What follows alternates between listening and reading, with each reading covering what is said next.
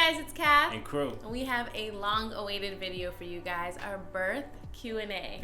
Yeah, we asked you guys back in April when we shared the birth of our baby boy, 𝐻𝐼𝐼𝐼. Just some questions that you guys had on our home birth experience. It was the first time we ever had a home birth, and you guys had a lot of questions in response to our video. If you haven't watched the video, I'm going to link it right here and in the description box so you guys can check that out. But we're going to get right into the questions and hope that it just encourages you guys, answers any questions that you may have, and also just, concerns, and just blesses you guys with our testimony.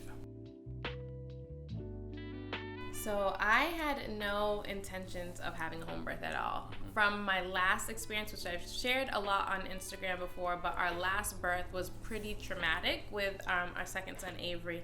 And as soon as we found out I was pregnant, I had all the fears come crashing down.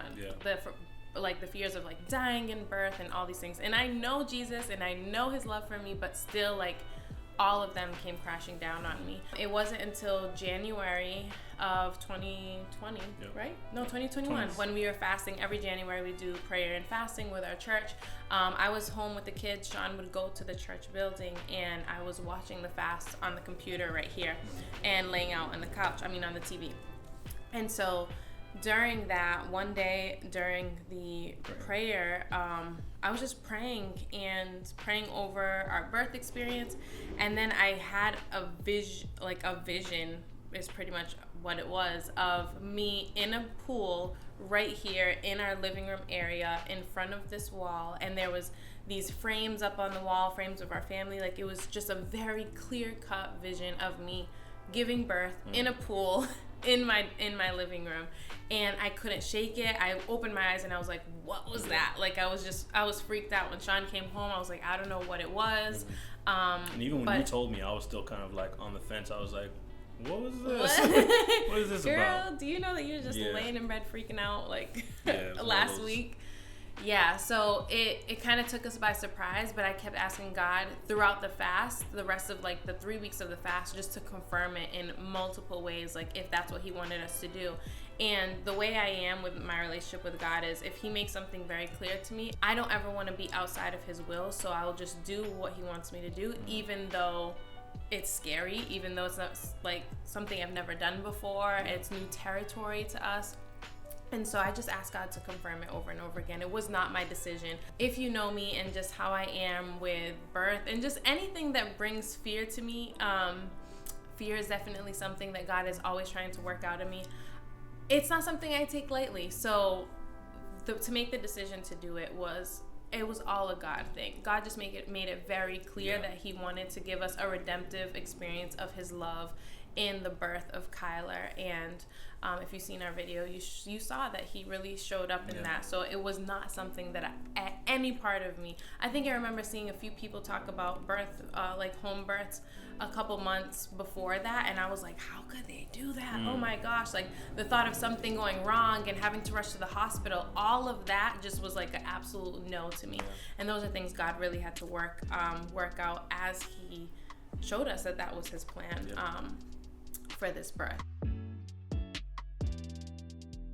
So our doula we found on Instagram, because I asked people what they recommended, if they recommended a doula or a midwife, and that was when we were planning to go to the hospital, but I just was reading up so much about it to see what the benefits were. So my intentions were to bring a doula or a midwife to our hospital birth experience. I met with my doula. We were already far along into the pregnancy too at this point. Oh yeah, that's true. We had we were 7 months in. So I didn't decide this early on. That's true. 7 months into the pregnancy, very close to just, we were calling the hospital to see if we can even bring a doula into the room because of, the restrictions. So we met with a doula who was a Christian woman, and I had an interview with her, and our faith aligned, and not even our faith, but everything kind of aligned. I wanted her to know that we're going to be praying and worshiping and all of those things. Make sure that didn't make her, feel uncomfortable. And then she ended up recommending our midwife, which she has worked with in the past, a couple years before. And so as we worked through that, we realized it was just a good fit. I mean, we asked a bunch of different questions. We didn't even know where to start with it. Yeah. I remember being kind of nervous about the whole thing. I wasn't sure, like, what to ask. I think I even remember Googling like what questions do you ask a doula or a midwife? Yeah, that's what because we didn't know. I had never experienced it before. I didn't know anybody who had a midwife or a doula or anything like that. So there are a lot of questions. I'd say for sure Google it, but I'm going to link a blog post down below in the description box so you guys can check that out with the questions that we personally ask. There's some questions that are going to be really hard. Like I had to ask my midwife how many births ended up with a bad outcome where, you know, someone didn't make it. You need to know those things going in. You don't want anything to catch you off guard. So I'll link the blog post down below so you guys can check that out. I wish it was covered by insurance. That would be nice. We had to pay. We had to come out of pocket for that. Yeah. Our midwife was really nice. She helped. Ended up doing like a payment plan with us, so we were able to kind of split the payments a little bit, spread them out through the months, especially because it was so last minute. We didn't have her from the beginning to the end, so she was kind of really lenient with us, which was a super big help, especially making that such a quick decision, you know, to do that, and all that pressure being on you. So it was really nice. But we did have to pay. So I think, I'm not sure if some states allow it to be covered in your with your insurance. I know some states have birthing centers. We don't have a birthing center near us where you can have a midwife and a doula, but it's in a birthing center which could be attached to a hospital, and that way it could possibly be covered by insurance. So don't like knock the idea out because you might have to pay out of pocket. Just look at your state and city and see what options are available for you. Yeah, we made the affirmation cards ourselves. Kathy had a bunch of affirmations that she had been writing down for weeks, and then you know, I just went on, what was it, Canva probably? Printed them out on cardstock, cut them up, and then we just got some. Them up. Yeah, and I'll link that down below too for you guys, the affirmations that we use personally, but then also the blank template, so that way you guys can put your own affirmations in there. I mean, we had a lot of prayers. We were praying pretty much throughout our whole pregnancy. And then once we were praying over the birth, specifically when we knew it was going to be a water birth, we just had specific things. We were just really coming to God as our Father and saying, okay, Dad, I want this, and this. I want all of these details. Just being very detailed about it. I think it was so important to kind of like create the visualization for it and just bring it to God. Like, we want the hot water to be hot the whole time. You know what I mean? Like little things like that you might not think about that would be like a little bit of an inconvenience in the moment. Just like really covering those small things, you know, the daylight being, or the time of the birth to be like the perfect time where the light is peeking in and we're getting like some beautiful pictures, because we wanted the memories to look beautiful. Absolutely. And all of that, like you start to see all of it unfold throughout it. And we didn't even realize a lot of the stuff until after the birth. We were like, yo, like we had the birth in the morning. The kids were able to wake up and come down. Like all those small details you don't think about, I think was really important. So just like take the time of like what you really want it to look like really visualize it and just bring it to God, and you know, He's gonna provide for you. Absolutely. And then even there was like, I'd say 99% of our prayer list and details were answered, but then there were some things that weren't. Like God is still faithful, even if He doesn't show up the way that you want Him to. So I'll insert another blog post down below with a bunch of prayers that you guys can, you know, pray and declare over your situation and what you're believing for. But there's nothing too big or too small to come to God with. So like, get creative with your prayers and remember, like, He's your dad, and so He cares about the big and little things and everything in between.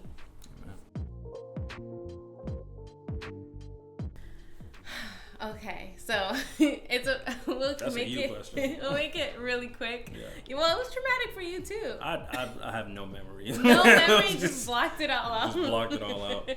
So we had a hospital birth. I went in, everything was great. To keep the story pretty short, as the contractions started getting a little out of hand, I asked for the epidural. I had an epidural with my first birth, so I was just like, at first I was like, I can do this, and then I was like, oh no, I am not doing this.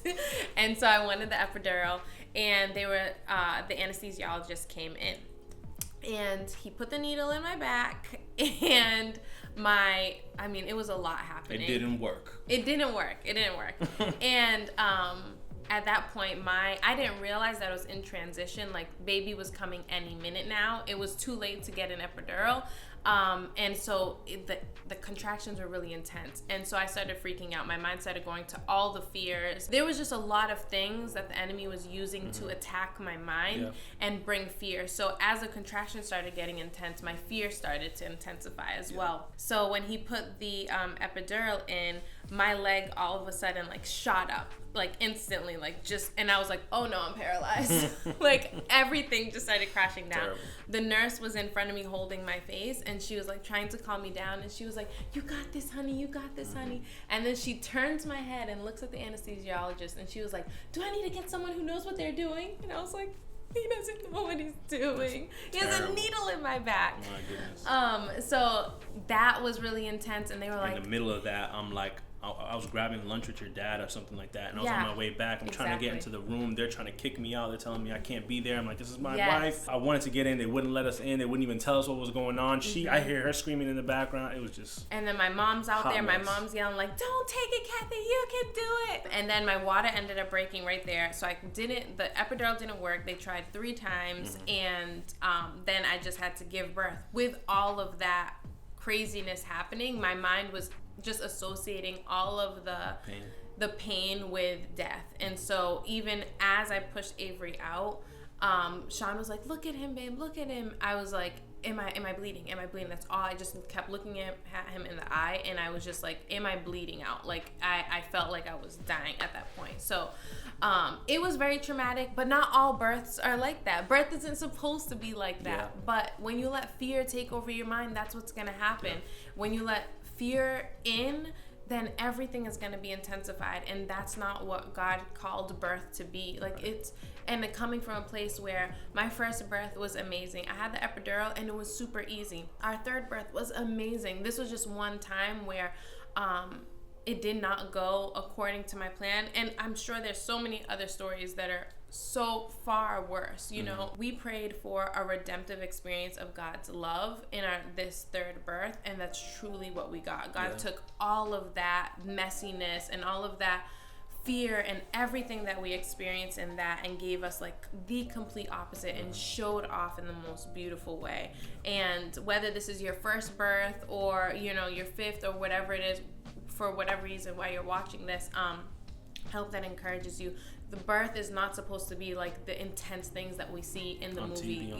In the movies. Like they portray it to be this horrible thing where you're screaming at the top of your lungs. And when you go into it with that mindset, that's kind of what I believe that the experience that I had with Avery was our second one, was because of just what I allowed in my mind. And Sean wasn't there to be able to help me. Like they didn't allow him in the room for certain parts of it. He wasn't able to console me. They didn't give him any free reign to be able to be my husband, to be my partner. And so I felt like I was doing it alone with just a lot of chaos.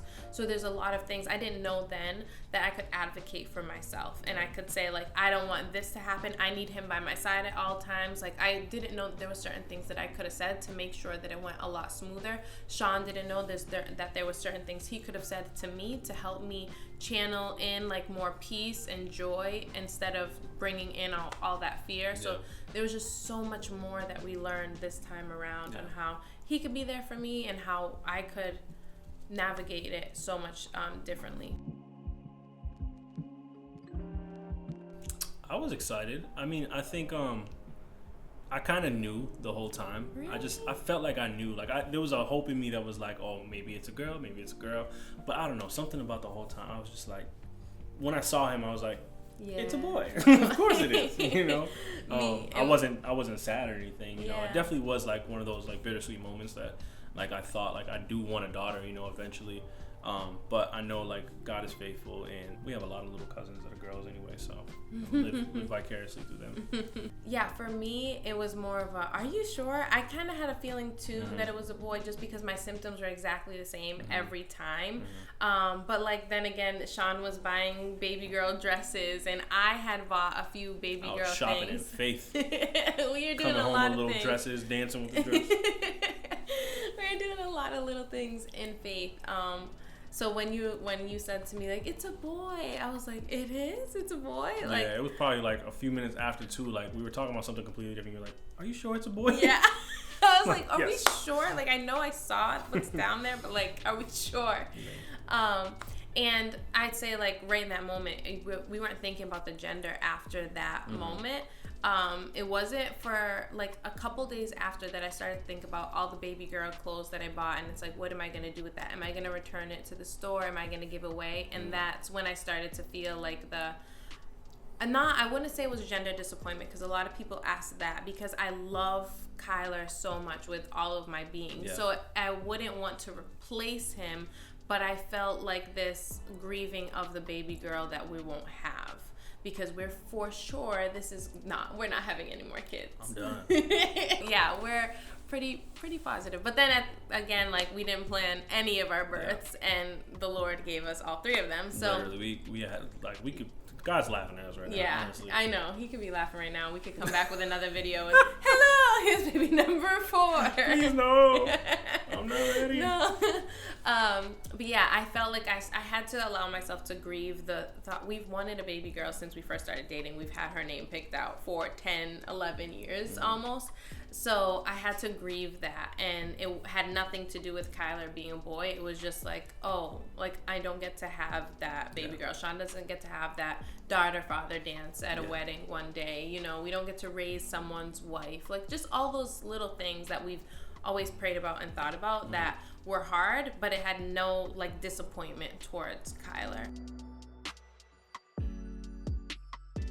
Main differences are definitely, like, the comfort level. Especially for us guys. If you got any dads in here that are watching this, and you know the hospital birth role for us is like on that wooden bench. we gotta get comfortable on there. I think it's definitely a comfortability thing. And then just also knowing, like, you have so many different areas to be in. Like, if she didn't want to be in the pool, she could get on the couch. She didn't want to get on the couch, she could lay down in the bed. You know what I mean? In the bathtub. Like, there's so many different areas, whereas in a hospital room, you're kind of limited. So having that space to be able to do whatever we wanted was a real big help for us. And just having control of certain things, you know what I mean? If it was too hot in here, you know, we could turn the heat down. You know, like, you can't do that in a hospital room. So I think it was definitely more of a comfort thing for us. And then just the freedom of knowing, like, who we wanted to be here could be here. You know, we didn't have to worry about saying, like, oh, can we have, like, 3 more people come or whatever. Like, we were able to be in control of everything. So that was a big help. That was something that we asked my midwife, like, are you okay with other people being, of course, like, because of the pandemic, we wanted to make sure she was comfortable with other people, but she was like, yeah, whoever you want here. So, like, I'm glad with the way that it worked out, with it just being my mom and us and our kids. But we had asked my cousin. It was just like 4 a.m. when I was really going into labor, and she was sleeping. But pretty much whoever we wanted to be here could have been here. And the fact that we could just rest and relax right here at home was amazing. We didn't have to worry about getting in a car, strapping the car seat, all of those things to get home with a baby. We literally just... Literally, from the pool to the mattress, and then we just, like, cuddled up together, like, the whole day, just so resting cool. and relaxing. You know, family here to, like, feed us and take care of everything. You don't gotta pack no bag and nothing like that. I know. You know, like, I mean, we did have a hospital bag packed just in case we had to leave. But, and also the fact that the boys were able to be here, our kids could be here with us, was one of the main things. Having them here with us was so important, so they can experience, like, the birth and life coming into the world with us. And then also Sean was able to be everything I needed him to be here. There wasn't any doctors or nurses pushing him to the side and you know, like, taking over. He was able to be everything for me. It was really just a me and him thing, and my midwife was just there to assist with grabbing �kyler out of the water. But it was literally just me and Sean throughout the whole thing. You don't get that in a hospital. You have people constantly checking in on you, and that brings your what is the oxytocin, I'm pretty sure, is the, like, internal drug that we all have that brings the contractions happening faster, and so you're able to labor faster. When you have nurses and doctors coming in and out of the room, constantly checking you, constantly checking your dilation, it's going to interrupt that, and so that's why births can be delayed. So because it was just a me and Sean thing, and we were so intimate, and he was holding me, helping me breathe through everything, and I was literally just resting the whole time, everything went so fast. I mean, the labor was like 6 hours, in total, but it didn't even feel like that. It felt like it was 2 hours. I feel like we woke up, put the mattress down here, and then boom. Oh my gosh, it was so fast. So I think just that was the biggest factor for me. This is so hard to answer because people have this hard time believing in like a pain-free birth. I would say that there was moments that were intense, but I didn't have any pain. There was just moments of intensity that were maybe a 4 and 5, maybe 5 the top, but that where it was intense, where I was like, okay, how do I change my breathing to manage this? Like I remember asking my midwife, I was like, okay, how do I breathe now? Like it's getting bigger, how do I breathe now? And she was like, just breathe faster, like you're blowing out a candle. And so I did that, and it controlled the intensity. So instead of my slow breathing, I had to switch my breathing. So it was just really like levels of intensity, but there was no pain. Like I know it's hard to believe, but I conditioned my mind for those months to know, like I read Pain-Free Birth. Supernatural Birth. Yes, I read Supernatural Childbirth, which I'll link the book down below. I follow Pain-Free Birth on Instagram, and the Christian Hypnobirthing app was such a blessing, because there would be nights where I was up like just crying, I couldn't fall asleep, but I would just play that over and over again. It was filled with scripture and just encouragement, and so much to just remind me of what God says birth should be and how He called it to be, and that I was born and created to do this. So I'm gonna link that app below, because that was just such a blessing and such a great help. And I think when you were able to condition your mind to associating the contractions with intensity rather than pain, that's where the difference was, because now you weren't kind of like expecting this painful experience. As soon as you knew that the baby was getting ready to push down through the contractions, you disassociated from a pain thing, which helped a lot. I would say. I think the most important thing, like you said, is just conditioning my mind to be free from the fear.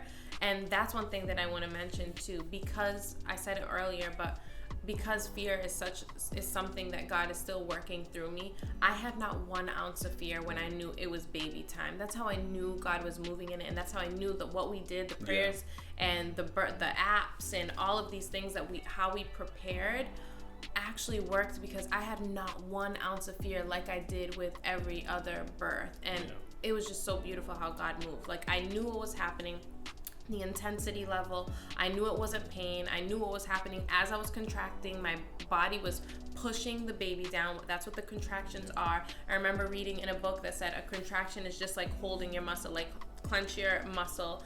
What muscle is Flexing this? your bicep. Flexing your bicep and just hold it there for a while and then release. That's what your uterus is doing. It's just flexing that muscle to push the baby down. So when you recognize it's just a muscle, it's not this pain that literally is shocking, because that's what it is. If you don't know what your body's actually doing at that time, it's just going to be like pain, horror, what's happening. Knowing that it's not pain and it's just an intense feeling, but your body was designed to do this. And there was also a time when Sean realized that I was tensing up in my breathing. He saw it in my face, like my forehead. Yeah, I could tell that she was kind of like bracing herself.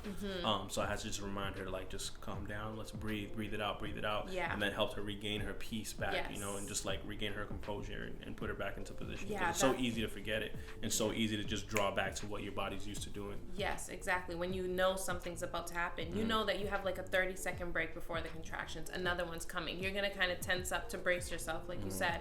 But something that I remember from the Pain-Free Birth course, which is a course that I got from Pain-Free Birth, I'll link all that down below, that was so important, was she said, tell your partner to pay attention to what your body's doing. So if my fist was clenching up, my forehead tensing up, my shoulders up, lifted up high, then I told Sean, like, the most thing I need you to do, yes, I need you to pray, yes, I need you to be there, and all these other ways, but I need you to pay attention to my body and if I'm tensing up, because I'm not going to be aware of that. And that was so helpful, because he would just call it out, and then I would know how to relax. And then I was able to relax through every single contraction. I know it's hard to believe, but there was no pain. It was just levels of intensity that was like a 4 to 5 tops.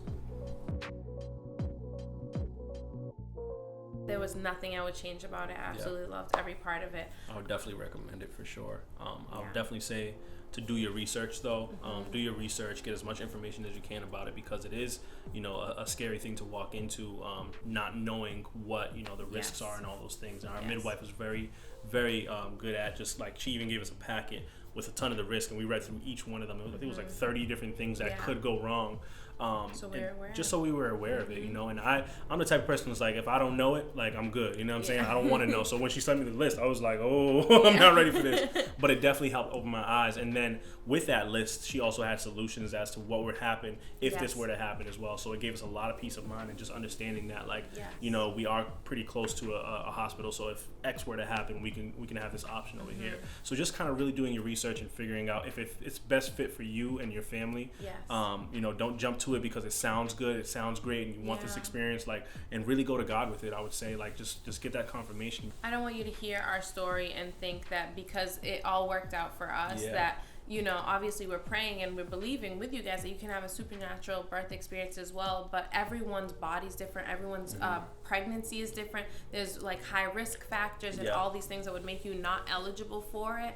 Obviously we want to shout at the rooftop like, what, there's this amazing, wonderful, supernatural way that you can like experience God's love through your birth, but everyone's body and situation is different. And the most important factor is mommy's healthy, baby's healthy at the end of the day. So it doesn't matter where you had birth. Like I said, my first one was absolutely amazing. It was a life-changing experience for me, and it was in a hospital.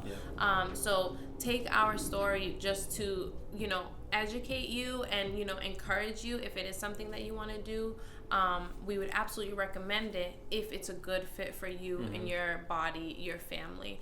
And if, you know, like Sean said, like, pray about it. First things first, like, we're gonna come to you from a faith level and not like, if you're not a believer, I don't know what to tell you, because God was in every detail for us. So if you are a believer, we would say absolutely seek God for confirmation on it before you make your decision, and just allow him to align the steps.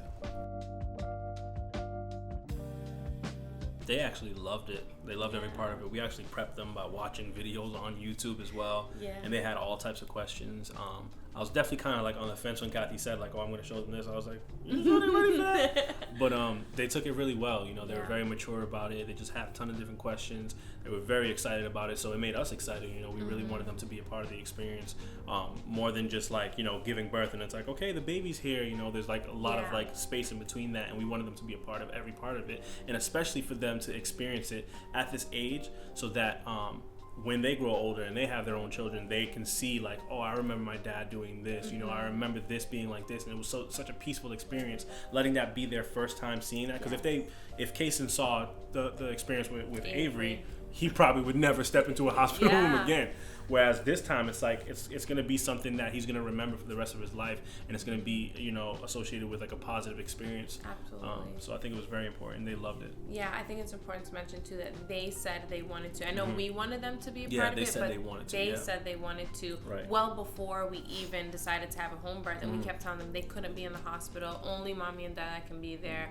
They would not be able to go to the hospital. So when we started talking to them about having the baby here, they were really excited because they just wanted to see it. I brought on questions like, we can't hide where babies come from, you know what I mean? We haven't gone there as far as like how the baby got there, but like they understand now, and they're such mature, awesome young men, because whenever I have my period, they always give me a pad and things like that. They're very aware of the woman's body and the things that my body endures. So it was not weird for them, because that's the type of men that we're raising to be very in tune with women's needs. And so I think it just was really easy for them, just because of the ways that we live together and the things that we do with them. So they loved it. I'm so grateful that they got to experience it. Absolutely.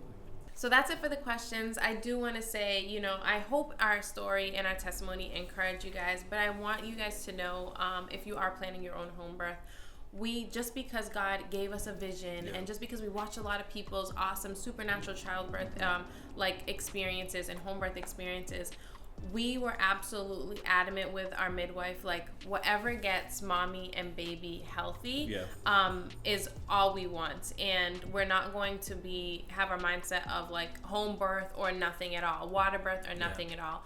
We were very clear that if we have to go to the hospital, do you know what signs to look for us to get to the hospital in time? I don't want to be running into a situation where it's too late to head to the hospital. So we were very clear about that, because we want to make sure that we were just healthy and safe. Just being okay with anything happening, you know, and going into it with an open mind, knowing that, you know, if she recommends, the midwife recommends going to the hospital at a certain point, don't let it break you, don't let it move your momentum, you know. Just be open to whatever's going to happen, because at the end of the day, like you said, the most important thing is you and the baby to be healthy, and have a healthy delivery. So we hope our story encouraged you guys, and if you have any other questions, leave them down below. We'll make sure to get back to them. And we're praying for you guys, believing for a supernatural experience of God's love in your childbirth and in your labor. And make sure you guys subscribe if you're not already, and click the little bell button down below so you're notified whenever we post new videos and you're not left behind.